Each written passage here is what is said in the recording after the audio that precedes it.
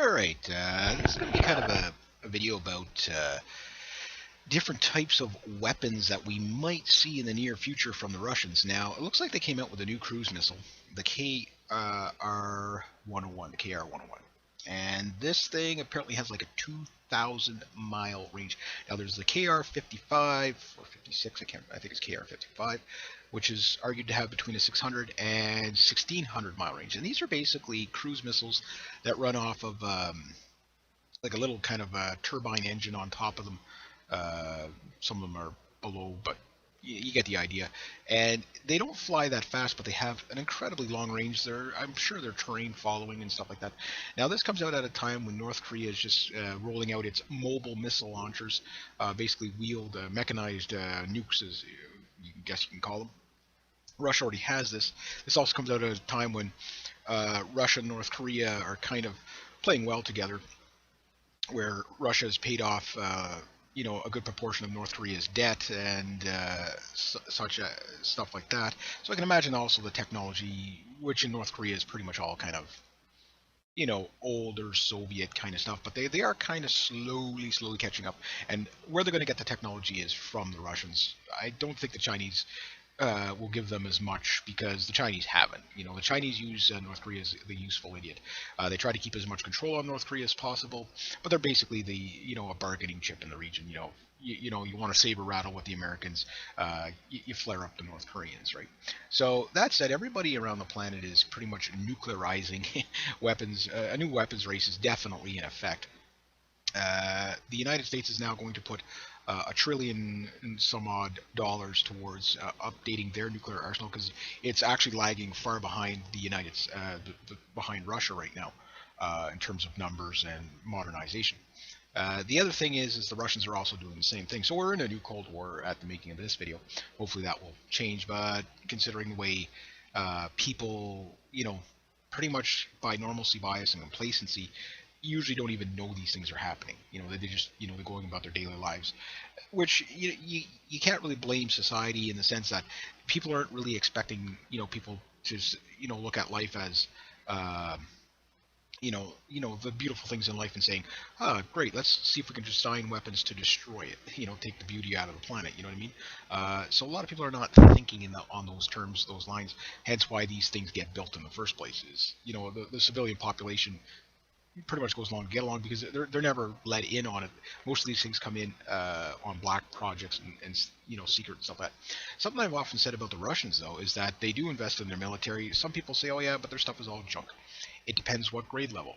If it's the stuff the Russian military has, it's usually not too bad. If it's some of the stuff they're exporting, grade levels could be from state of the art to bolts fly off of it in mid-flight, that type of thing. Somebody referenced one of my videos I made on the T-72, for example, where someone said, the T-72 is an excellent tank. The stuff that Saddam had was just basically, complete garbage. But again, it depends on what grade level you get them to build it to. If you get them to build it out of just regular steel, it's probably not going to be as effective as if you have it made out of composite armor, that type of thing. Now, that said, the Russians don't really reinvent the wheel on a lot of things. They just refine the wheel. And a lot of their missile programs are the same thing. It's, okay, we take one missile and we're just going to spice it up a little bit more. We'll take an aircraft, we'll just add a little more to it, just make a new variant of it. Su-27 to Su-35 kind of transition to, you get the idea. Now, on their bomber command, which they have a large bomber command, the big bombers that you have to worry about with the Russians is the Su-24s are what you'd call a light bomber. But it's also nicknamed the bomb truck, the Su-24 Fencer.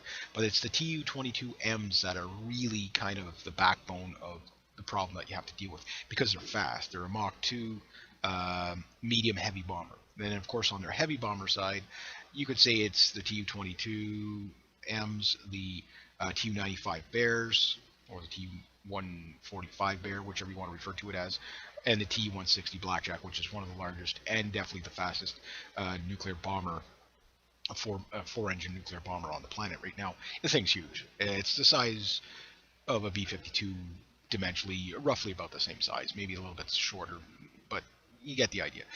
Tu-22M and the Tu-160 Blackjack are very, very similar. The good news about the Blackjack is that even though it carries up to 12 missiles, there's only 16 of these things on the planet. which these are, apocalyptic machines to begin with. It's not so much that how many of them there are; it's what it carries. These things carry conventional bombs up to 10,000 pounds per bomb, and they can also the T-160s, but they also can carry these cruise missiles that have incredibly long range. So you have an incredibly long-range aircraft that has a incredibly long-range cruise missile. Hence, the aircraft itself isn't really all that important. A Tu-95 can pull off the same job as a Tu-160. The difference is if the Tu-160, you know, can get in close enough to a coastline to penetrate deeper, but they can also have the speed to get out of there.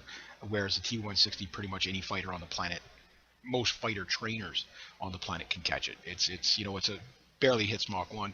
It's a turboprop. It's the fastest turboprop airplane on the planet, but it's still a most airliners can cruise as fast as it. So. Or pretty close anyway. So you get the idea. But the thing is that even the Tu-95 can still carry up to 6 to 12 of these, incredibly long-range cruise missiles. Hence, their long 10,000-mile range gives them the ability to really strategically play cat and mouse with, NATO forces or whatever. You got your CF-18 up here in Canada, up in the Arctic, goes to scramble to get a Tu-95, even with drop tanks, he can play cat and mouse all day. Sure, the CF-18 will fly circles around the Tu-95 and even the Tu-22 and the Su-24 and the Tu-160. Sure, it'll fly circles around those airplanes. It can catch them, and it can outrun them. But however, it can't outrange them. And that's where these airplanes really become a problem, is the range plus the range of their weaponry. Where if we look at the Patriot missile, or not the Patriot missile, but the Tomahawk cruise missile, it doesn't really have that long a range. These things, they might be a little bit more advanced and slightly a better missile in a lot of ways, but the thing is they're more expensive typically than their Soviet counterparts, and they're usually nowhere near as long a range. Range is something that I think gets often overlooked on the U.S. side of things. Most of their aircraft are like 600 mile, like the F-16, the F-18. CF-18 is pretty much the Canadian version of an F-18, although the Canadian variant is slightly different engines, slightly different setup. We have it set up for us, that type of thing. But otherwise, same airplane. But 600-mile range is a typical internal range for these aircraft. Maybe some might get 700-800 miles, okay, depending on how you play around with the throttles and stuff like that.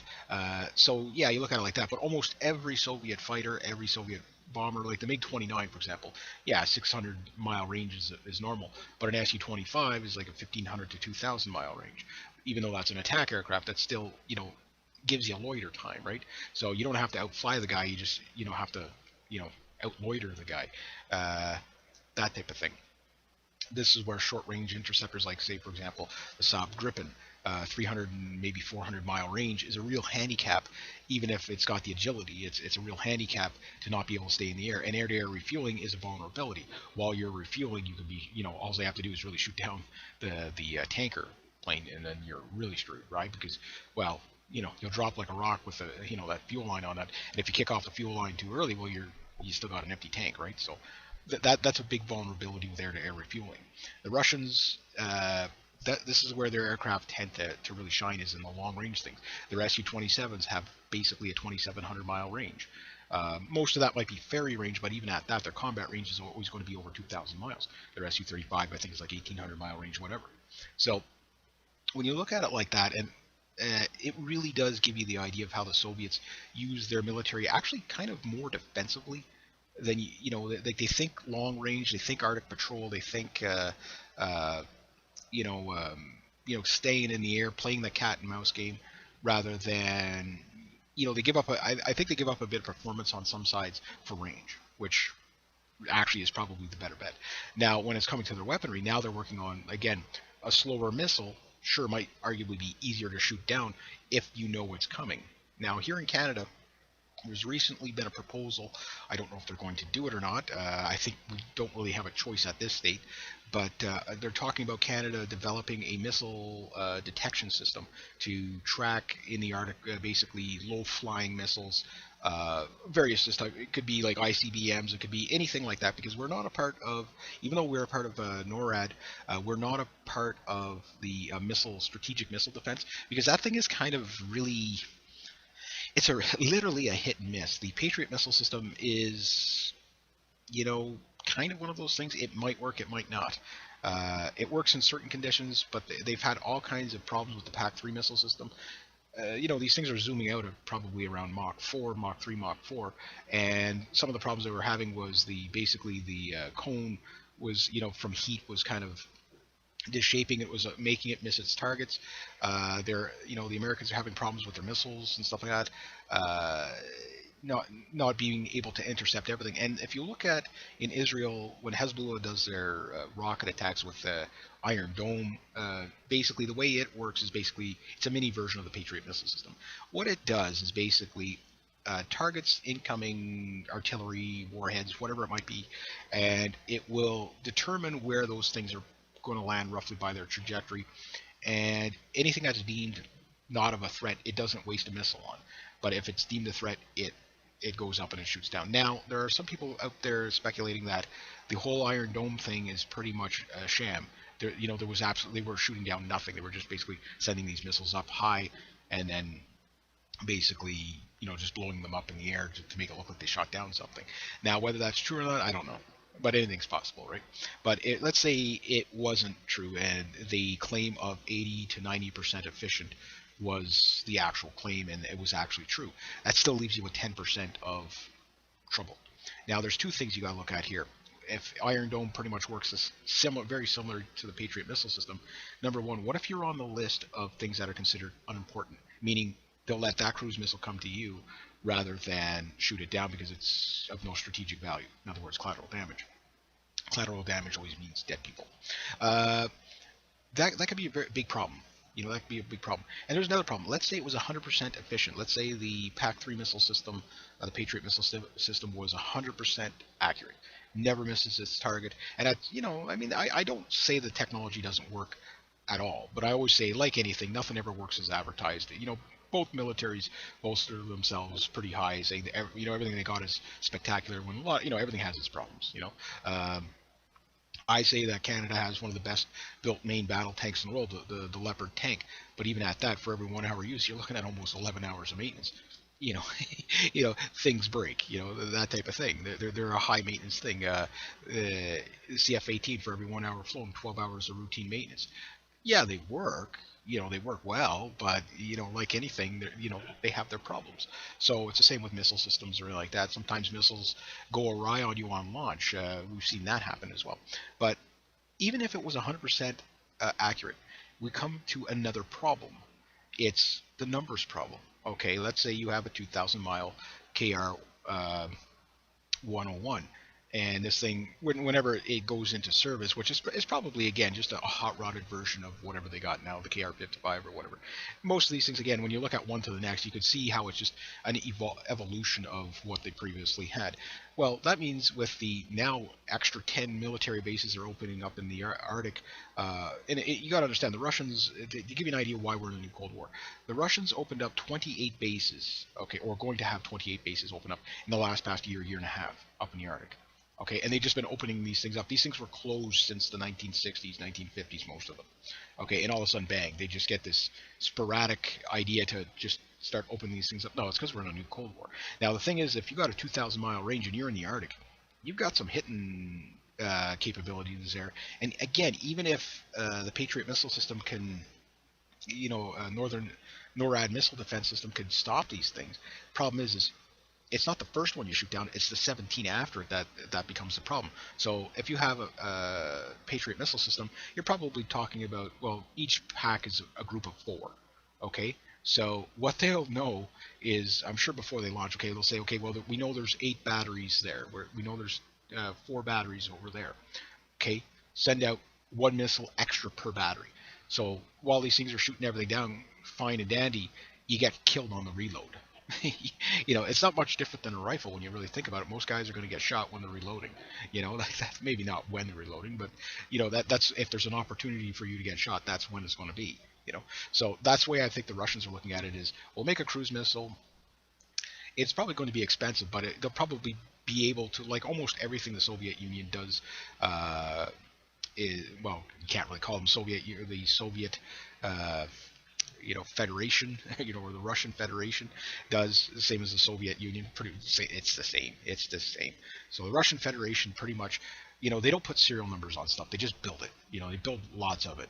And they never know how much of whatever they have.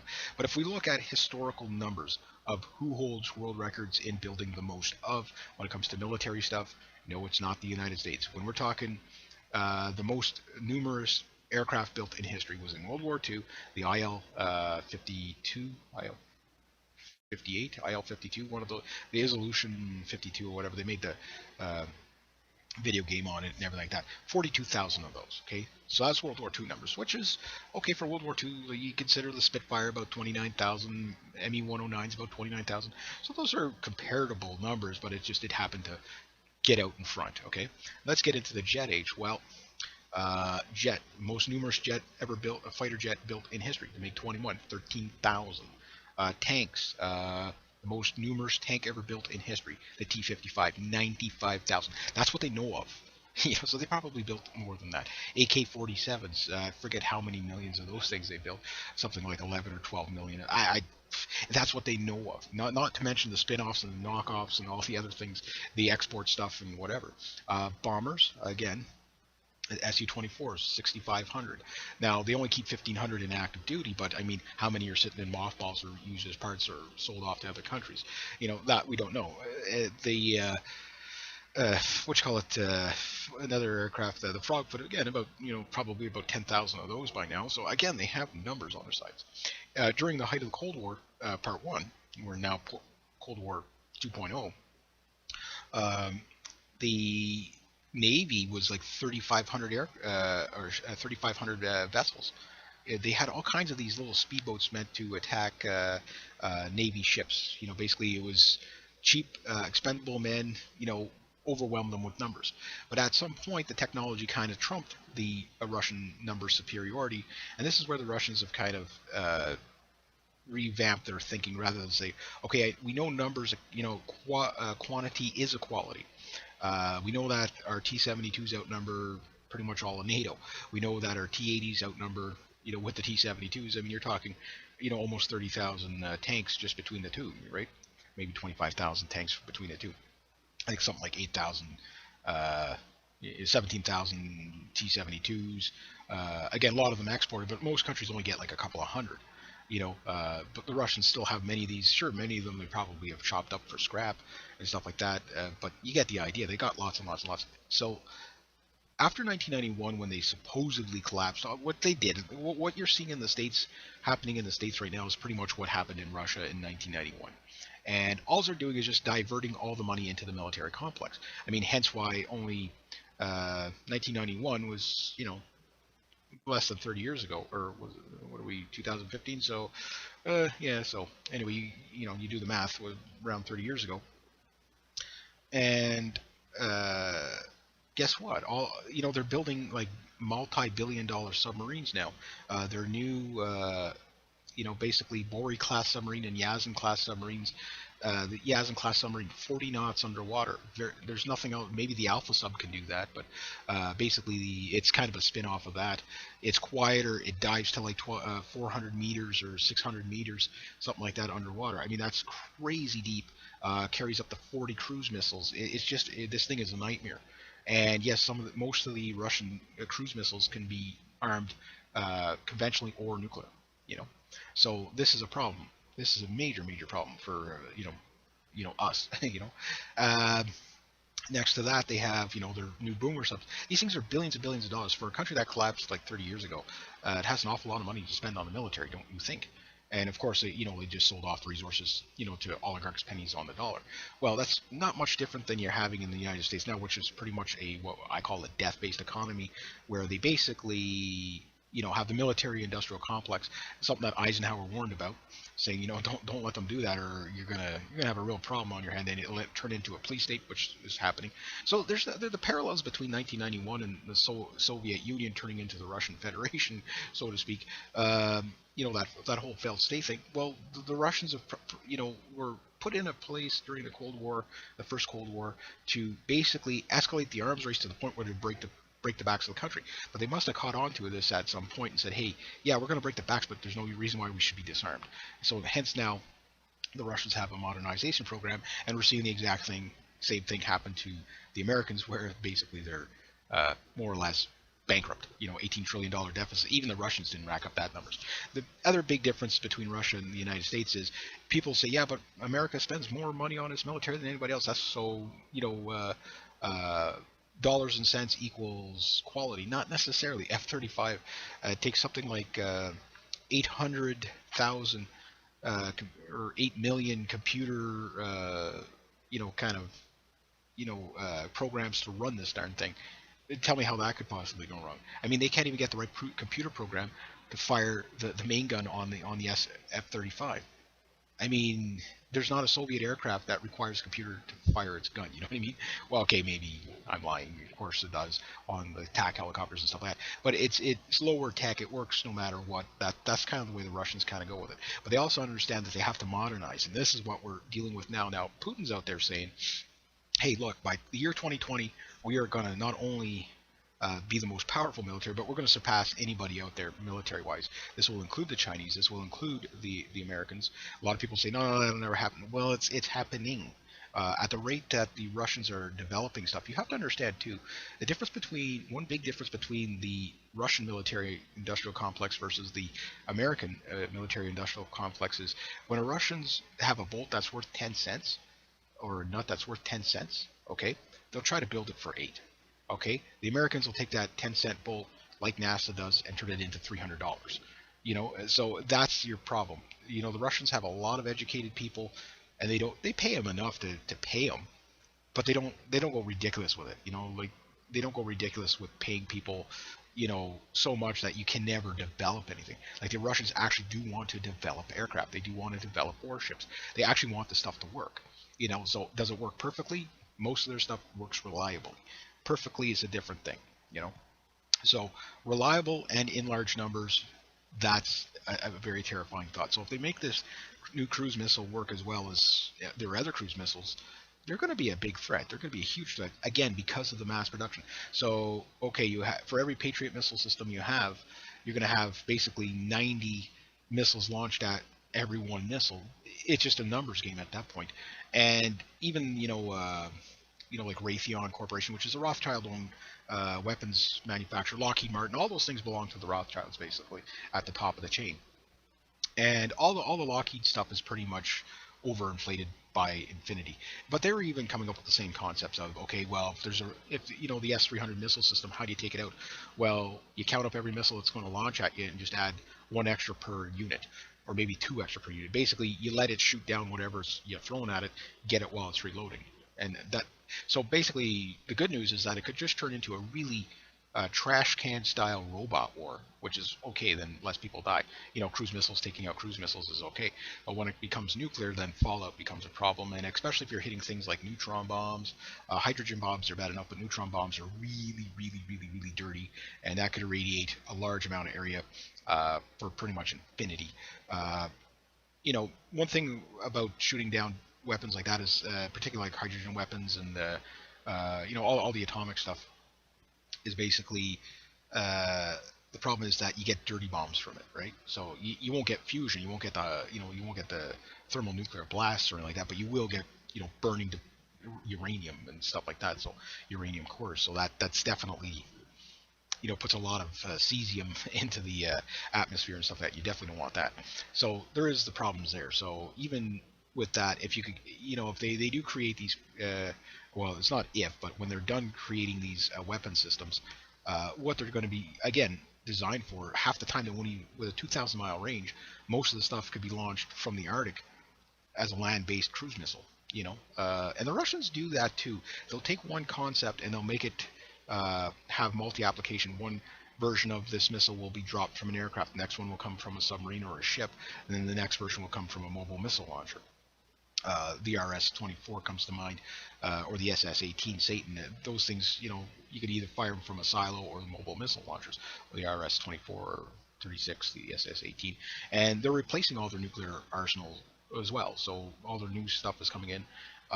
Their S-300 missile system is being phased out for the S-400 missile system, but they're already working on the S-500 missile system, which this thing is pretty much, it's a huge system. Like it's not like it's like 20 vehicles, 30 vehicles makes up one system. So it's very, very advanced in that sense. But strangely enough, one thing that the Russians have tons of, and it seems to work well for them, is low frequency radar. It's the best way to detect stealth. You don't detect stealth by trying to detect a stealth. How you detect it is by looking for what's not there. And they can also get the heat signatures of the aircraft and stuff like that. So the weapons programs that the Americans have too, a lot of the Black Project stuff that never sees the light of day, the UFOs as we'll call them, those things, it's a little bit different as well, because those things we won't see those until till the end, till we won't even know they've ever been used, so to speak.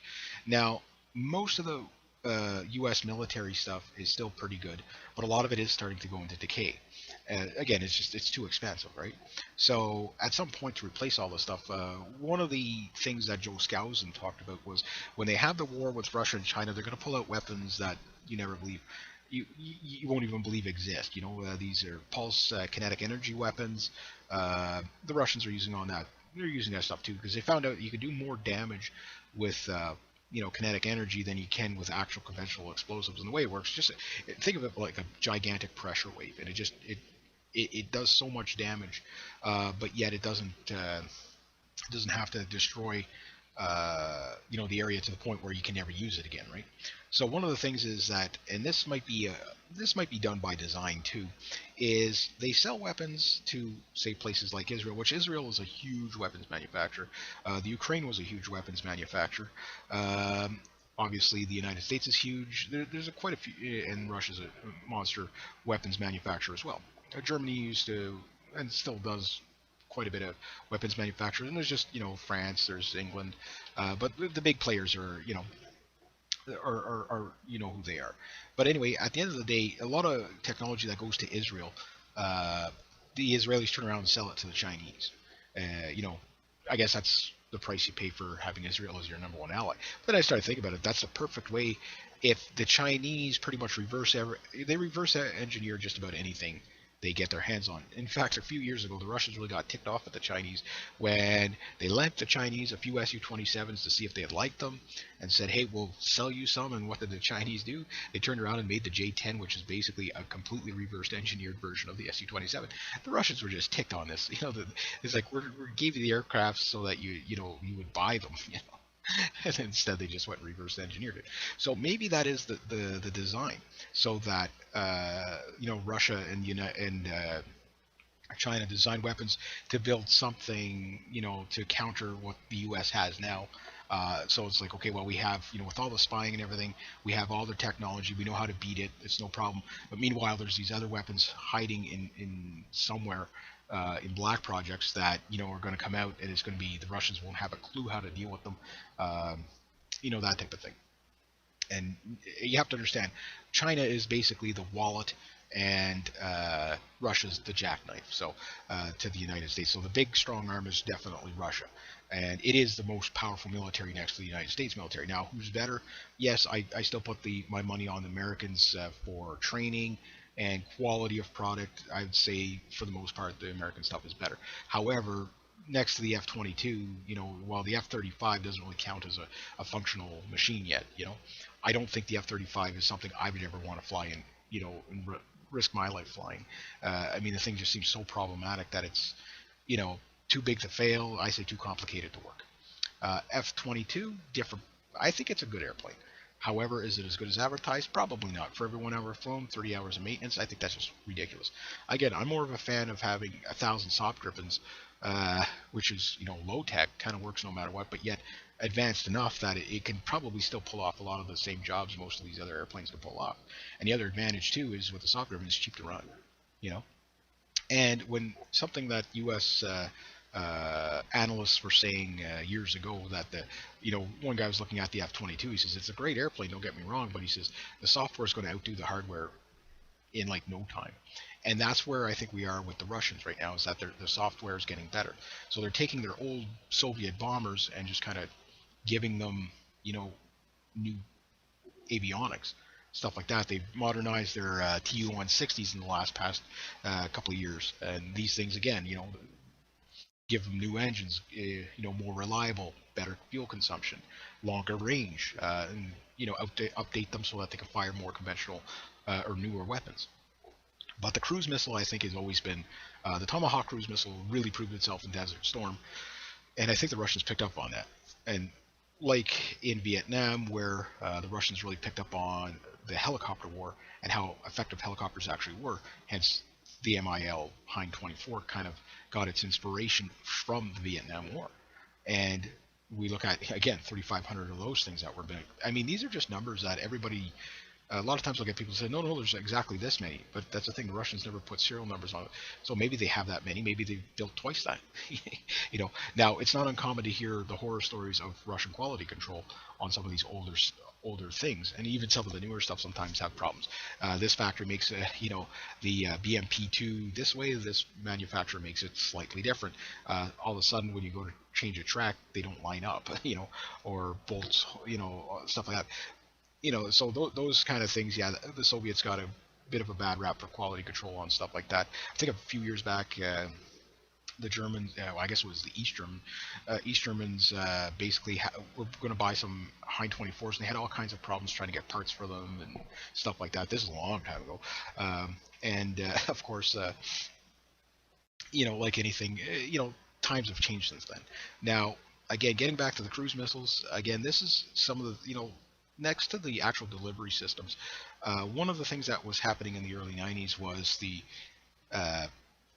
between, George Bush and Gorbachev, and even Ronald Reagan, they talked about Star Wars program with Ronald Reagan, but said, okay, let's kind of take this down a notch. So they came to an agreement of having no more than 1,600 delivery vehicles for nuclear weapons on either side, which is kind of funny because, like, 1,600, if they would have said 16, maybe, no more 16 ships or aircraft or whatever. So really, they didn't really accomplish that much in disarming the nuclear age. Now, in actual nukes, you're looking at about 8,500. Again, these numbers change all the time. Sometimes they have 40,000 nukes each. Other times they have 5,000. Other times they only have a couple of hundred. So nobody knows what's actually out there. And that's the scary part. But right now, I think the number is something like 5,500 nukes for the U.S. and 8,500 for the Russians. So again, people are going to argue about the numbers, but you have to understand the stuff. A lot of the stuff's classified, so you're never going to know for sure. You're never going to know. The B-61 nukes have to be pretty much dropped pretty close to the target. Having a KR-55 or KR-101 come onto the scene, again, 1,600 mile range, then all of a sudden out to 2,000 mile range. This is going to kind of freak out people pretty, once they understand what we're up against. So when I hear some people saying, oh, well, the Russians would, bring them on, we'll kick their ass. You don't understand that, yeah, you might kick their ass in the long run, but at what cost? What, half the planet's population? I mean, it was only there's video footage out there. Again, if you're any doubt that we're in a new Cold War, there's video footage out there of like Russian bombers flying beside American airliners from last year. Recently, there's been some more bomber activity off the California coast. They were there. Nobody knows why they were there. These could be electronic warfare aircraft. They could be, they're typically the Tu-95 and the MiG-31s. Now, the problem with the MiG-31s is their speed. The other thing is that when we get under the ocean, the most of the Black Sea fleet is submarines. The Russians really understand that the ultimate stealth is submarines. And they have a torpedo called Shkval. They were testing it during the time when the Kursk was sunk, and I'm going to do a special on the Kursk at some point because it really does lead into how things can get out of control. But anyway, that torpedo is capable, because it rides in an air pocket under the water. It blows like a bubble in front of the torpedo. It's basically an underwater rocket that goes about 300 miles an hour under the surface. So I can imagine the Americans have probably built something to counter that. The Mark 48 torpedo being a good, reliable torpedo, I'm pretty sure its time has come to be replaced. With that said, we have to look at another area that, from the shipping side, the hypersonic missiles. Now, yes, the Americans have the hypersonic stuff in testing, but nothing in kind of active service. The Russians usually use batteries of about 24. The Oscar subs, they did it. The Oscar sub was basically what the Kursk was. The Oscar 2 basically had the idea behind it. It's a underwater missile boat is the simplest way. Armed to the teeth, it's a huge submarine that carried like 38 torpedoes. Okay, so it was okay for taking out other submarines and ships. But it also, what it would do is come close to the surface, and it would open up these two gigantic bay doors on each side of the sub, and it would launch out these missiles. And more of they're basically guided cruise missiles. Now all their destroyers can do this as well, and they fire up to 24 at a time. Okay, now the way it works is these basically autonomous hypersonic missiles, one basically drops really low as basically the lead missile. Now, some of these missiles are going to get shot down by countermeasures and basically the Gatling gun type thing on the Aegis ships. But the thing is that these Sky Guards can only take on so many of these things at a time. What happens is once one gets hit, then another one drops altitude, and another one goes up, one goes down, one spreads out. They start moving around autonomously while still on target. So it makes these things almost impossible to hit all of them. So, or that you have to cover such a wide spread of fire with the basically the Gatling gun, the Sky Guard, or I forget the Navy version of it now, what they call it, but it's getting a brain fart. But anyway, you have to cover such a wide spread of arc to cover all these missiles that by the time you've shot down half of them, the other ones have already hit. I mean, Mach 10 is pretty fast. That's hypersonic. That's coming in at you at a rate of 95 or 9,600 feet a second. Roughly 9,600 feet a second. I think. Well, Mach 1 is like 650 miles an hour times 10. And 650 is roughly, 65 miles an hour is 96 feet a second. So you get the idea. Times it by, add a couple of zeros on it, and there you go. So they have a very limited amount of time. And yes, these things kind of work. How well do they work? I don't know. But if you had 3 ships firing at, 24 missiles at you all at once, I'd say that would be a dead aircraft carrier, and that's one of the things that the Oscar II was designed to do. Now the Russians going the other way with these slower cruise missiles, like the KR-55, again, they're slower, which makes them more vulnerable to be shot down, but they can fly low, they can do, kind of nap of the earth kind of flying, and they're very reliable, and they're long ranged. It's that range that really gets you, because they can plan out a route so that this thing could come in from an angle that you won't have time to shoot it down, or you could have multiple of them coming in at different angles, or you could have something else. The fact that, okay, you fired the missile, it got shot down, well, fire the other 11 missiles off your bomber, one at a time. And if they all get shot down, okay, mission failure, go back home, get a slap on the wrist, load the bomber up again, and try it again. No risk to the bomber. You see what I mean? So this is why we really got to be careful how we're dancing around with the Russians right now. Because the Russians, they are gearing up big time for war. I don't think the navies, I think, are going to take a real big hit, including the Russian Navy, for sure. But I think if I was going to put my money on the navies that were going to take the biggest hit, it would definitely be the United States, because the first thing that the Tu-22Ms are going to go after is aircraft carriers. That's, there's 10 aircraft carriers. There's, a lot more missiles on these aircraft. They're very fast. They can fly very low. Low aircraft are hard to detect, even if they're non-stealthy. They're hard to detect when they're flying below radar through valleys and stuff like that.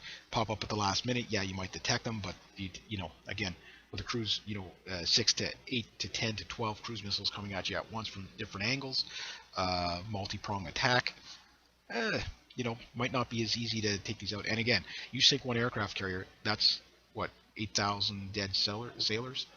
That's just a nightmare in today's scenario. I mean, think about it this way. In Afghanistan, we lost 166 Canadians. Okay, the last war we were in before that, which was North Korea, we lost, quite a few thousand. World War II, again, tens of thousands. And World War I, tens of thousands, so again, those kind of numbers, I don't think the general public nowadays is ready for that. But you have to understand, it's one of those things that once the shooting starts, it's going to be, even if it was non-nuclear, just the idea of, these cruise missiles, just they'll be raining down everywhere. Of anything of any strategic value, which could be multiple different things, and some things we probably won't even suspect. They might take out grain silos for all we know. Who knows? Who knows? Definitely military targets are priority, but I think that it's not so much playing the game of catch up for the Russians. It's the idea that they have enough that's dangerous enough that if it comes to a head, and yes, right now you can clearly see that both sides of the aisle in the U.S. want war with Russia. They pretty much openly say it. There's the Ukrainian Freedom Act is H.R. 758 pretty much declares war on Russia in Article 10 of it with the term services. You got to think legal talk. You can't think conventional speak. You have to think lawyer talk. What does that term services mean? And what they refer to it in this article is lethal aid for the Ukraine, which means war with Russia. Because again, the Ukraine is basically a proxy war against Russia. So with that going on, again, it's not so much just the delivery systems. A lot of times when I'm talking in my World War III updates, I talk about aircraft and submarines and battleships, and, well, there's no battleships, but cruisers and destroyers, those type of ships.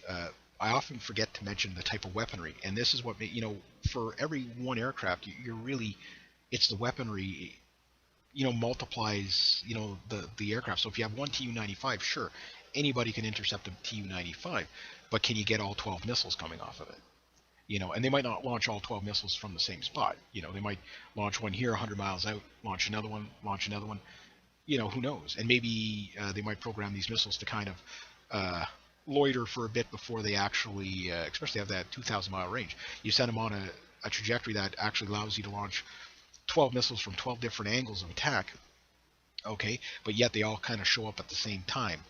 You know what I mean? Because they have the 2,000-mile range. Maybe you're only 500 miles out, but you've got to, plot a course so the thing flies around in a racetrack kind of pattern that makes its final approach at a different time. You don't know what they're going to do with these things. And again, if you have 500 Tu-95 Bears, times that by 12 missiles each, you have 16 160 Blackjacks, times that by 12 missiles each, and then again, maybe not quite as many missiles can be held off the Tu-22s, but again, those things can come in pretty fast. To get inland far enough to launch it, no matter, they can always, the bombers can always pick a safe place to launch these things at any target they want, anywhere in the country, including over the country, without getting over the target. And this is what makes these bombers dangerous, is that they don't have to fly over the target to deliver these things. And now that's not even including the smaller, lighter cruise missiles that can be fired from things like the MiG-21 or the Su-24s. So, and not to mention that the MiG-31s, for example, not the MiG-21, but the MiG-31s can come in at a speed of Mach 3. So you got an aircraft coming in at Mach 3 with a cruise missile with, probably anywhere from a 600 to 2,000 mile range. That could be a problem.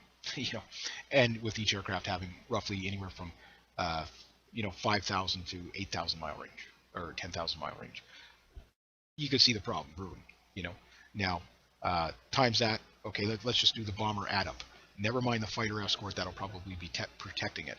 So we have about 30 Tu-22Ms, 16 Tu-95s, 500 Tu-95s, and 16 Tu-160s, and 15 currently active, possibility of 6,500 Su-24s, okay, plus fighter escort, and about 200 out of 700 MiG-31s. Oh yeah, and if they want to bring in the old MiG-25s, you probably have another 200 to 700 there that they could possibly. I think a lot of them they sold off though to China. So, but we'll say at least 400 between the MiG-31s and the MiG-25s, plus Su-34s. You can see where it just they have the KR-29s. Sure, they only have a couple of 100-mile range, but again, you have about another 200 of those, or 180 of those, or whatever. Su-27 and all variants, you're looking at about 1,200 aircraft there. So just because the Russians don't have it all in service right now doesn't mean they can't, for one big badass attack, they couldn't do it all at once. They could. It'd be an expensive day. It'd be a very costly day for the world, including the Russians. Yeah, they would get, NATO would shoot down probably 90% of their aircraft. But again, how much losses would we take? They would probably target things like nuclear facilities. They would definitely target every airbase.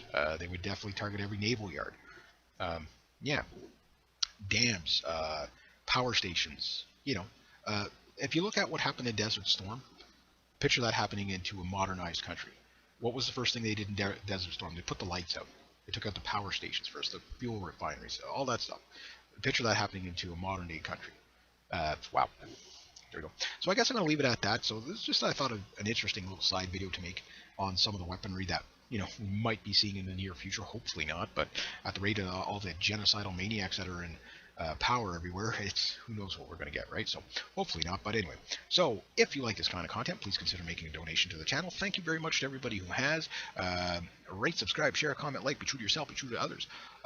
Discuss amongst yourselves. The Russians have a lot of stuff. There's a lot of things I can't even come up with and mention because they have so much stuff. Same with the Americans too. But discuss it amongst yourselves. That's what these things are for. Take advantage of the comments. That's what they're there for. It's one of the best things about the whole YouTube thing is that you can interact with it, right?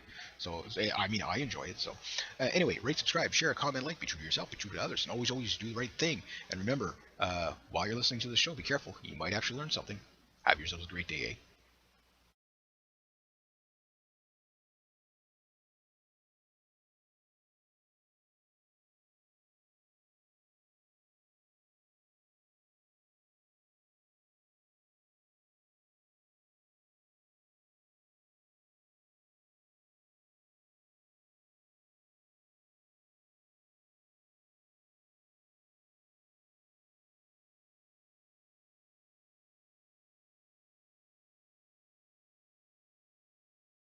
Hey, hi, and welcome.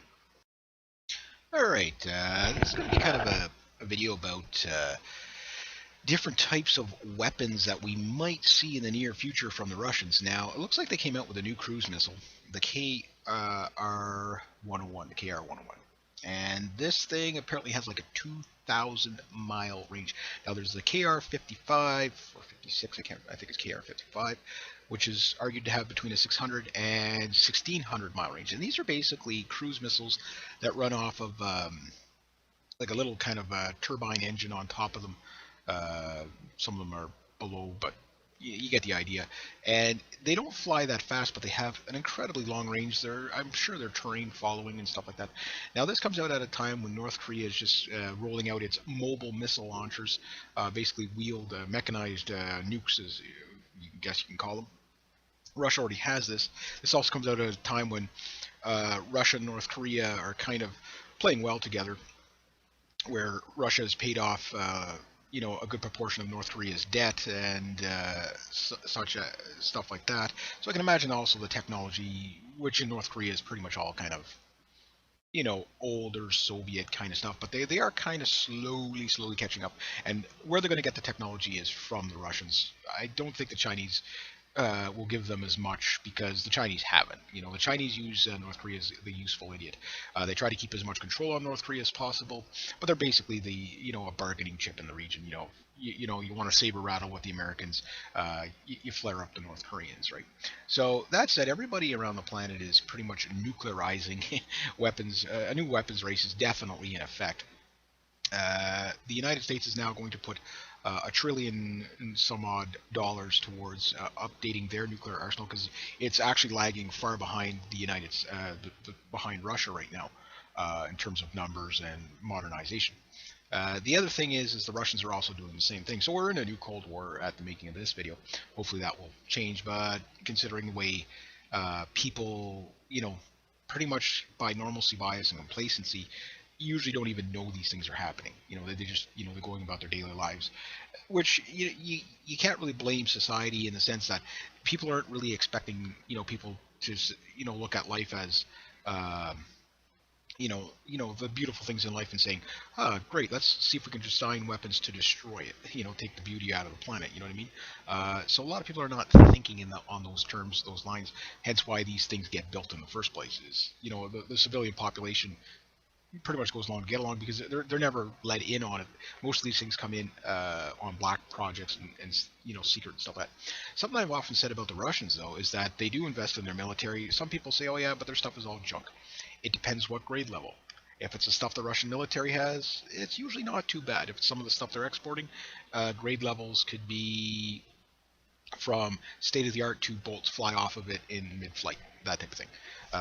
Somebody referenced one of my videos I made on the T-72, for example, where someone said, "Oh, the T-72 is an excellent tank. The stuff that Saddam had was just basically, complete garbage." But again, it depends on what grade level you get them to build it to. If you get them to build it out of just regular steel, it's probably not going to be as effective as if you have it made out of composite armor, that type of thing. Now, that said, the Russians don't really reinvent the wheel on a lot of things. They just refine the wheel, and a lot of their missile programs are the same thing. It's okay, we take one missile and we're just going to spice it up a little bit more. We'll take an aircraft, we'll just add a little more to it, just make a new variant of it. Su-27 to Su-35 kind of transition to you get the idea. Now, on their bomber command, which they have a large bomber command, the big bombers that you have to worry about with the Russians is the Su-24s are what you'd call a light bomber. But it's also nicknamed the bomb truck, the Su-24 Fencer. But it's the Tu-22Ms that are really kind of the backbone of the problem that you have to deal with because they're fast. They're a Mach 2 medium heavy bomber. Then, of course, on their heavy bomber side, you could say it's the Tu-22Ms, the Tu-95 Bears, or the Tu-145 Bear, whichever you want to refer to it as, and the T-160 Blackjack, which is one of the largest and definitely the fastest nuclear bomber, four-engine nuclear bomber on the planet right now. The thing's huge. It's the size of a B-52 dimensionally, roughly about the same size, maybe a little bit shorter, but you get the idea. Tu-22M and the T-160 Blackjack are very, very similar. The good news about the Blackjack is that even though it carries up to 12 missiles, there's only 16 of these things on the planet. Which these are, apocalyptic machines to begin with. It's not so much that how many of them there are, it's what it carries. These things carry conventional bombs up to 10,000 pounds per bomb, and they can also, the T-160s, but they also can carry these cruise missiles that, have incredibly long range. So you have an incredibly long-ranged aircraft that has a incredibly long-range cruise missile. Hence, the aircraft itself isn't really all that important. A Tu-95 can pull off the same job as a Tu-160. The difference is if the Tu-160,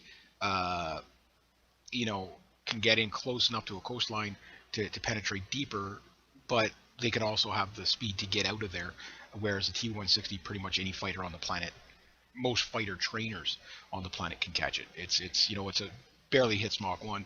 It's a turboprop. It's the fastest turboprop airplane on the planet, but it's still a most airliners can cruise as fast as it. So or pretty close anyway. So you get the idea. But the thing is that even the Tu-95 can still carry up to 6 to 12 of these incredibly long-range cruise missiles. Hence, their long 10,000-mile range gives them the ability to really strategically play cat and mouse with, NATO forces or whatever. You got your CF-18 up here in Canada, up in the Arctic, goes to scramble to get a Tu-95. Even with drop tanks, he can play cat and mouse all day.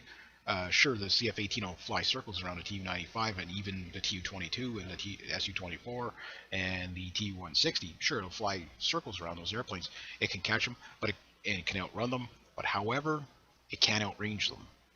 And that's where these airplanes really become a problem, is the range.